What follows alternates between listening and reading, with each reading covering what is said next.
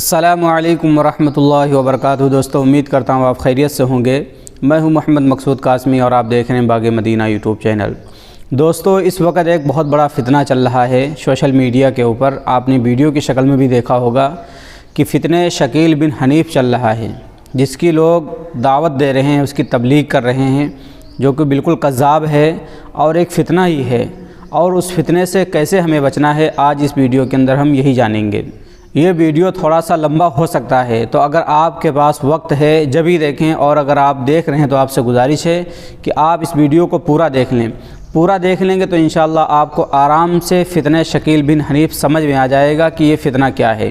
جیسا کہ مجھے بھی اچھی طریقے سے علم نہیں تھا، اس کے بعد جب میں نے مطالعہ کیا، میں نے تحقیق کی، تب پتہ چلا کہ آخر یہ فتنہ شکیل بن حنیف ہے کیا۔ کئی روز سے سوشل میڈیا کے اوپر بہت ساری ویڈیوز وائرل ہو رہی ہیں، جس میں کوئی چشمہ بیچ رہا ہے، وہ اس کی تبلیغ کر رہا ہے، بہت سارے لوگ پکڑے جا رہے ہیں۔ ان کا معاملہ یہ ہوتا ہے کہ یہ سیدھا سادہ لوگوں کو پکڑتے ہیں اور پھر انہیں اپنے فتنہ شکیل بن حنیف کے بارے میں بتلاتے ہیں، ان کو اپنی طرف کر لیتے ہیں۔ تو دوستو، ہم شروع سے جاننے کی کوشش کرتے ہیں کہ فتنہ شکیل بن حنیف کون ہے، اس کا موجد کون ہے، اسی طریقے سے یہ کس طریقے سے کام کر رہا ہے اور کہاں کہاں تک پھیل چکا ہے۔ تو آپ سے پھر میں کہنا چاہوں گا کہ اگر آپ کے پاس وقت ہے جبھی اس ویڈیو کو دیکھیں، کیونکہ یہ ویڈیو کافی لمبی ہو جائے گی۔ اور آپ سے یہ میں گزارش کرنا چاہوں گا کہ اگر آپ پہلی بار ہمارے چینل کو دیکھ رہے ہیں تو چینل کو ضرور سبسکرائب کر لیں۔ چلیے دوستو، آج میں مکمل طور سے آپ کو فتنہ شکیل بن حنیف بتلاتا ہوں، آپ لاسٹ تک ہمارے ساتھ ویڈیو میں بنے رہیں۔ شکیل بن حنیف دربھنگا بہار کے موضع عثمان پور کا رہنے والا ایک شخص ہے، جس نے چند برس قبل، جبکہ وہ دہلی میں تھا، مہدی ہونے اور پھر مہدی و مسیح موعود ہونے کا دعویٰ کیا اور اس طرح ایک نئی قادیانیت کی داغ بیل ڈالی۔ اس نے پہلے دہلی کے مختلف محلوں میں اپنی مہدویت و مسیحیت کی تبلیغ کی، لیکن ہر جگہ سے اسے کچھ دنوں کے بعد ہٹنا پڑا۔ پہلے محلہ نبی کریم کو اس نے اپنی سرگرمیوں کا مرکز بنایا اور پھر لکشمی نگر کے 2 مختلف علاقوں میں ایک بعد دیگرے رہ کر اپنے مشن کو چلایا۔ دہلی کے زمانے قیام میں اس نے بالخصوص ان سادہ لوح نوجوانوں کو اپنا نشانہ بنایا جو دہلی کے مختلف تعلیمی اداروں میں تعلیم حاصل کرنے کے لیے آتے تھے، لیکن جیسے ہی لوگوں کو اس کی حرکتوں کی اطلاع ہوتی، وہ اس کے خلاف ایکشن لیتے اور اسے اپنا ٹھکانہ تبدیل کرنا پڑتا۔ بالآخر اسے دہلی سے ہٹنے کا فیصلہ کرنا پڑا اور اس نے اپنی بود و باش مہاراشٹر کے ضلع اورنگ آباد میں اس طرح اختیار کر لی کہ کسی نے اس کے لیے ایک پورا علاقہ خرید کر ایک نئی بستی بسا دی، جس میں وہ اور اس کے حواری رہتے ہیں۔ ملک کے مختلف حصوں میں جھوٹے مہدی و مسیح کی دعوت و تبلیغ کا سلسلہ برسوں سے خاصی تیزی کے ساتھ جاری ہے۔ دہلی، بہار، مہاراشٹر و آندھرا پردیش وغیرہ میں اس کے فتنے میں اچھی خاصی تعداد میں لوگ آ چکے ہیں، اور الحمدللہ ہر جگہ کچھ نہ کچھ لوگوں نے اس کے تعاقب کی فکر بھی شروع کر دی ہے۔ ہم سمجھتے تھے کہ یو پی اس فتنے سے محفوظ ہے اور اب تک یہاں شکیلیوں نے اپنے پاؤں نہیں پھیلائے ہیں، لیکن معلوم ہوا کہ ہم ناواقف تھے۔ یو پی میں بلکہ لکھنؤ میں بھی کچھ لوگ اس فتنے کے داعی بن کر تقریباً 1.5 برس سے سرگرم ہیں اور بڑی رازداری لیکن تیز رفتاری کے ساتھ اپنی سرگرمیاں جاری رکھے ہوئے ہیں، اور افسوس کہ ان کے فتنے کا شکار ہمارے کچھ سادہ لوح نوجوان بن بھی رہے ہیں، بلکہ غالباً تھوڑے وقفے سے لکھنؤ و مشرقی یو پی کے مختلف ضلعوں کے چند افراد اس فتنے کا شکار ہو کر اس جھوٹے مسیح و مہدی کے ہاتھ پر بیعت کرنے جا رہے ہیں۔ اس کا مطلب یہ ہے کہ یہ لوگ اپنی پوری سرگرمی کے ساتھ خفیہ انداز میں تحریک چلانے میں کامیاب ہیں کہ وہ ہمارے علاقے میں ہمارے نوجوانوں پر محنت کر رہے ہیں اور ہم کو خبر تک نہیں۔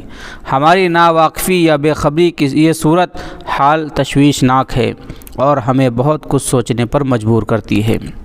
اس فتنے کی دعوت اور اس کے داعیوں کا طریقہ کار کیا ہے، میں آپ کو بتلاتا ہوں۔ ان لوگوں کا طریقہ کار یہ ہے کہ یہ خفیہ طور پر کسی نوجوان سے رابطہ کرتے ہیں۔ یہ نوجوان عام طور پر کسی کالج یا یونیورسٹی کا ایسا طالب علم ہوتا ہے، کسی عالم، دینی جماعت یا دینی تنظیم سے کوئی رابطہ نہ ہو۔ یہ پہلے اس سے عام دینی گفتگویں کرتے ہیں، اور چونکہ اس فتنے کے تمام داعی اپنا حلیہ ایسا بنائے پھرتے ہیں کہ ان کو دیکھ کر ہر شخص یہی محسوس کرے کہ یہ متبع سنت قسم کے دیندار نوجوان ہیں۔ مثلا لمبی داڑھیاں رکھتے ہیں، لباس میں لمبے کرتے اور اونچی شلوار کا اہتمام کرتے ہیں، گفتگو میں بار بار الحمدللہ، سبحان اللہ، ماشاء اللہ، انشاءاللہ اور ان جیسے دیگر الفاظ کی کثرت رکھتے ہیں۔ اس لیے وہ سادہ لوح اور ناواقف نوجوان ان سے بہت زیادہ متاثر ہو جاتا ہے اور انہیں بہت دیندار سمجھنے لگتا ہے۔ اپنی بابت یہ تاثر قائم کرنے کے بعد یہ اپنے مخاطب سے علامات قیامت کا تذکرہ کرتے ہیں اور ان کا مصداق نئے انکشافات، نئی ایجادات اور معاصر دنیا کے بعض حالات و واقعات کو قرار دیتے ہیں۔ اس درمیان یہ بہت ہوشیاری کے ساتھ یہ کوشش بھی کرتے ہیں کہ اپنے مخاطب کے ذہن میں علماء کی تصویر ایسی بنا دیں کہ وہ ان کی کسی بات کی تصدیق علماء سے کرانے کی ضرورت نہ سمجھیں۔ مثلا یہ کہتے ہیں کہ علماء کو ان علامات قیامت کا کچھ علم نہیں ہوتا، اس لیے کہ انہیں زمانے طالب علمی میں یہ حدیثیں پڑھائی ہی نہیں جاتی، انہیں بس حدیث کی کتابوں کے چند منتخب ابواب پڑھا دیے جاتے ہیں جن کا تعلق نماز اور روزہ جیسے مسائل سے ہوتا ہے، تاکہ یہ کسی مسجد کے امام یا کسی مدرسہ کے مدرس بن سکیں۔ ان کا مخاطب جو اب تک ان کے دیندار ہونے کا تاثر رکھتا ہے، یہ باتیں سن کر ان کو دین کا ایسا ماہر بھی سمجھنے لگتا ہے کہ جو علماء سے زیادہ دین کو جاننے والا ہے، اور اب اس کا حال یہ ہوتا ہے کہ یہ اسے جو بتا دیں وہ اس پر یقین کر لے۔ اس کے بعد انہیں باور کراتے ہیں کہ دجال کی آمد ہو چکی ہے۔ وہ امریکہ اور فرانس کو دجال بتاتے ہیں اور کہتے ہیں کہ رسول اللہ نے ایک حدیث میں جو یہ بتایا تھا کہ دجال کی پیشانی پر کافر لکھا ہوگا، اس سے آپ کا اشارہ یہی دونوں ممالک تھے، اس لیے کہ جب ان دونوں کا نام ایک ساتھ لکھا جائے امریکہ فرانس تو بیچ میں کافر لکھا ہوا ہوتا ہے۔ دجال کی ایک آنکھ ہونے کا مصداق وہ سیٹلائٹ کو قرار دیتے ہیں۔ بعض روایات میں دجال کے بارے میں ہے کہ وہ ایک گدھا ہوگا، یہ لوگ کہتے ہیں کہ اس سے مراد فائٹر پلین ہے، اور اسی طرح کی کچھ اور باتیں کرتے ہیں۔ دجال کی بابت اپنی ایسی گفتگو کے بعد داعیان شکیلیت یہ کہتے ہیں کہ دجال کی آمد کے بعد مسیح کو آنا تھا اور وہ آ چکے ہیں، اور اب نجات کا بس یہی ایک ذریعہ ہے کہ ہم ان کے ساتھ ان کے ہاتھ پر بیعت کر لیں۔ اگر مخاطب بہت سادہ لوح ہوتا ہے اور یہ خواہش ظاہر کرتا ہے کہ مجھے بھی اس سفینہ نجات میں سوار ہونا ہے، تو اسے عام طور سے پہلے صوبائی امیر کے پاس بھیجا جاتا ہے۔ مثلا یوپی میں بنارس بھیج دیا جاتا ہے، جہاں بنارس ہندو یونیورسٹی میں زیر تعلیم ایک نوجوان سے اس کی ملاقات ہوتی ہے۔ یہ صاحب یوپی میں اس جھوٹے مہدی و مسیح کے مشن کے امیر بتائے جاتے ہیں، اور پھر کچھ دنوں کے بعد اورنگ آباد بھیج کر شکیل کے ہاتھ پر بیعت کرا دی جاتی ہے۔ لیکن اس بات کا بہت اہتمام کیا جاتا ہے کہ بیعت سے پہلے اس جھوٹے مہدی و مسیح کا اصلی نام سامنے نہ آئے، یہاں تک کہ لوگوں کے دریافت کرنے پر بھی یہ لوگ اس کا اصلی نام نہیں بتاتے ہیں، تاکہ اگر یہ شخص کہیں کسی سے تذکرہ بھی کر دے تو بھی لوگوں کو معلوم نہ ہو پائے کہ یہ کس مسیح کی دعوت دی جا رہی ہے۔ ذیل کے سطروں میں دجال اور حضرت مہدی و حضرت عیسیٰ کی بابت صحیح حدیث میں بتائی گئی چند علامتوں کا تذکرہ کر کے شکیلی فتنہ کے دعووں کا جائزہ لیا جا رہا ہے، تاکہ یہ بات بالکل واضح ہو جائے کہ شکیل بن حنیف جھوٹا ہے۔ حضرت مہدی و حضرت عیسیٰ علیہ السلام سے اس کو وہی نسبت ہے جو رات کو روز روشن سے ہے۔ شکیلی دجال بمقابلے حقیقی دجال۔ دجال کے بابت شکیلیوں کا دعویٰ اتنا بدیہی غلط ہے کہ کوئی بھی آدمی جسے اللہ نے عقل سلیم سے نوازا ہو انہیں صحیح مان ہی نہیں سکتا، اور اس لیے اس سلسلے میں کسی تفصیلی گفتگو کی ضرورت نہیں ہے، لیکن پھر بھی اتنا عرض کرنا ضروری معلوم ہوتا ہے کہ رسول اللہ نے دجال کی بابت جو کچھ بتایا ہے اس سے واضح طور پر معلوم ہوتا ہے کہ وہ ایک انسان ہی ہوگا، دو ممالک کا مجموعہ یا سیٹلائٹ یا فائٹر پلین نہیں۔ آپ نے اس کا حلیہ بھی بالکل واضح طور پر بتا دیا ہے۔ مثلا بخاری کی ایک حدیث 701 کتاب ذکر انبیاء باب قول اللہ تعالی وذکر فی الکتاب مریم میں ہے کہ آپ کو خواب میں دجال دکھایا گیا تو وہ ایک سرخ رنگ کا موٹا شخص تھا، اس کے بال گھنگریالی تھے، داہنی آنکھ سے کانا تھا، یہاں تک کہ اس حدیث میں آپ نے یہ بھی بتایا کہ وہ قبیلے خزاع کے ایک آدمی ابن قدن کے مشابہ تھا۔ ان واضح نشانیوں کے بعد کوئی گنجائش نہیں رہتی کہ کوئی بھی عقل مند شخص یہ کہے کہ دجال ایک شخص نہ ہو کر دو ممالک کا مجموعہ ہے۔ اور اس کی آنکھ سیٹلائٹ ہے۔ علامات مہدی کی روشنی میں شکیل کا جائزہ۔ احادیث سے واضح طور پر معلوم ہوتا ہے کہ حضرت مہدی اور حضرت عیسیٰ دو الگ الگ شخصیات ہیں، جبکہ شکیل غلام احمد قادیانی کی طرح اس بات کا دعویٰ دار ہے کہ وہ بیک وقت مہدی بھی ہے اور مسیح بھی۔ ظاہر ہے یہی ایک بات اس کے جھوٹے ہونے کے لیے کافی ہے۔ حضرت مہدی کے بابت رسول اکرم کی حدیثوں میں متعدد علامتیں بیان کی گئی ہیں۔ ذیل میں ہم ان میں سے چند کا تذکرہ کریں گے اور پھر ان کی روشنی میں شکیل کا جائزہ لیں گے۔ نمبر 1، رسول اللہ صلی اللہ علیہ وسلم نے بتایا تھا کہ حضرت مہدی کا نام محمد اور ان کے والد کا نام عبداللہ ہوگا، جبکہ شکیل بن حنیف ہے، محمد بن عبداللہ نہیں۔ نمبر 2، رسول اللہ صلی اللہ علیہ وسلم نے یہ بھی بتایا تھا کہ مہدی آپ ہی کی نسل سے ہوں گے اور ان کا سلسلہ نسب حضرت فاطمہ تک پہنچے گا، جبکہ شکیل کا اس خاندان اور نسل سے کوئی تعلق نہیں، وہ تو ہندوستانی نسل ہی کا ہے۔ نمبر 3، حدیث سے یہ بھی معلوم ہوتا ہے کہ حضرت مہدی روشن پیشانی کے ہوں گے، یعنی گورے رنگ کے ہوں گے، جبکہ شکیل ایسا نہیں ہے۔ نمبر 4، رسول اللہ صلی اللہ علیہ وسلم نے یہ بھی بتایا تھا کہ ان سے پہلے دنیا بھر میں ظلم و ناانصافی کا راج ہوگا اور وہ ظلم کا خاتمہ کر کے دنیا میں عدل و انصاف کا بول بالا کر دیں گے، جبکہ شکیل کے دعوے محدودیت کو 10 برس سے زائد کا عرصہ گزر گیا ہے اور اس عرصے میں دنیا میں ظلم و ناانصافی بڑھی ہی ہے، کم نہیں ہوئی ہے۔ نمبر 5، حدیث سے یہ بھی معلوم ہوتا ہے کہ وہ حکمراں بھی ہوں گے اور شکیل حکمرانی کا تو خواب بھی نہیں دیکھ سکتا۔ نمبر 6، احادیث سے بھی معلوم ہوتا ہے کہ محمد بن عبداللہ مہدی کے منصب پر فائز ہونے کے بعد زیادہ سے زیادہ 9 برس رہیں گے، جن میں سے 7 برس وہ حکومت فرمائیں گے۔ شکیل بن حنیف کے دعوے محدودیت کو 10 برس سے زائد کا عرصہ گزر گیا ہے اور ابھی تک نہ اس کا انتقال ہوا ہے اور نہ اس کی حکومت قائم ہوئی ہے۔ شکیل اور حضرت عیسیٰ کی اس دنیا میں دوبارہ تشریف آوری کے بابت بھی قرآن اور احادیث میں کچھ ایسی واضح باتیں بتا دی گئی ہیں جن کو سامنے رکھ کر شکیل و قادیانی جیسے ہر جھوٹے کی حقیقت واضح ہو جاتی ہے۔ ذیل میں ایسی ہی چند علاماتیں درج کی جاتی ہیں۔ نمبر 1، اس سلسلے میں سب سے پہلی اور بنیادی بات یہ ہے کہ حضرت عیسیٰ کی آمد کے سلسلے میں حضرت صلی اللہ علیہ وسلم نے جو کچھ بیان فرمایا ہے اس سے یہ بات بالکل قطعی اور یقینی طور پر معلوم ہوتی ہے کہ وہ وہی عیسیٰ بن مریم علیہ السلام ہوں گے جو بنی اسرائیل کے نبی تھے اور جن کی والدہ حضرت مریم تھیں اور جو بغیر والد کے پیدا ہوئے تھے۔ صحیح بخاری و صحیح مسلم سمیت حدیث کی متعدد کتابوں میں ایسی کئی روایتیں پائی جاتی ہیں جن میں قیامت کے قریب آپ کی آمد کا تذکرہ ہے اور آپ کا نام عیسیٰ بن مریم ہی لیا گیا ہے۔ ان میں سے چند روایتیں ابھی آپ پڑھیں گے اور مہدی و عیسیٰ ہونے کا یہ دعوے دار شکیل بن حنیف ہے، ہندوستان کے ایک علاقے سے تعلق رکھتا ہے۔ یہ وہ عیسیٰ بن مریم نہیں ہے جو بنی اسرائیل کے نبی تھے اور جو بغیر باپ کے پیدا ہوئے تھے اور جن کی والدہ کا نام مریم تھا۔ نمبر 2، حضرت عیسیٰ کی دوبارہ آمد کے سلسلے میں متعدد احادیث میں یہ بتایا گیا ہے کہ وہ اتریں گے، جبکہ یہ شکیل بن حنیف عثمان پور نامی ایک گاؤں میں اپنے والد حنیف کے ہاں پیدا ہوا ہے، آسمان سے نہیں اترا ہے۔